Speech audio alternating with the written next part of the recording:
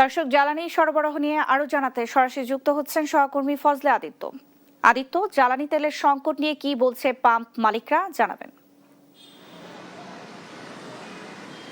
Nancy, আপনি জানেন যে রেশনিং পদ্ধতির কারণে কিন্তু ডিপো থেকে পর্যাপ্ত তেল পাচ্ছে না পাম্প কর্তৃপক্ষরা। আমরা সকাল থেকে রাজধানীর বিভিন্ন পাম্পে গিয়েছি, বিশেষ করে উত্তর সিটি কর্পোরেশন যে পাম্পগুলো রয়েছে, অর্থাৎ গাবতলী, কল্যাণপুর, আসাদগেট, ওই সাইডগুলোতে গিয়েছে। সেখানে আমরা লক্ষ্য করে দেখতে পেয়েছি যে সেখানে কিন্তু বিভিন্ন পাম্পে কিন্তু সকালবেলা তেল মজুদ ছিল না।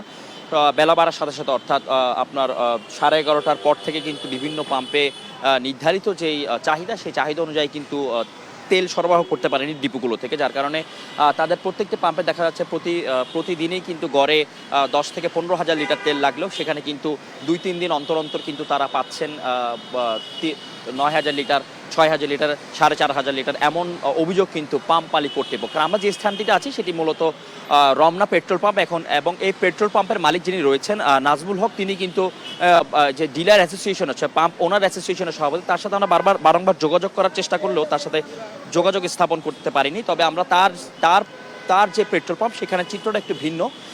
এই রমনা পেট্রোল পাম্পে কিন্তু আমরা দেখতে পেয়েছি যে তেলের মজুদ আছে, যেহেতু যার কারণে কিন্তু পর্যাপ্ত পরিমাণ গাড়ির এখান থেকে তেল সরবরাহ করে নিতে পারছে না। এবং রেশনিং পদ্ধতিতে, অর্থাৎ 2,000 টাকার বড় পরিবহনগুলোকে 2,000 টাকার অক্টেন, এবং ছোট বাইক যেগুলো রয়েছে, ছোট পরিবহন অর্থাৎ বাইকগুলো রয়েছে, সেগুলোতে কিন্তু 500 টাকার অক্টেন দেওয়া হচ্ছে। এবং এখানে কিন্তু আমরা সেই দীর্ঘ লাইন, অর্থাৎ যে গাড়ির যে দীর্ঘ লাইন অন্যান্য পাম্পগুলোতে দেখেছি, সেখানে কিন্তু এই দীর্ঘ লাইনটি কিন্তু দেখা যাচ্ছে না।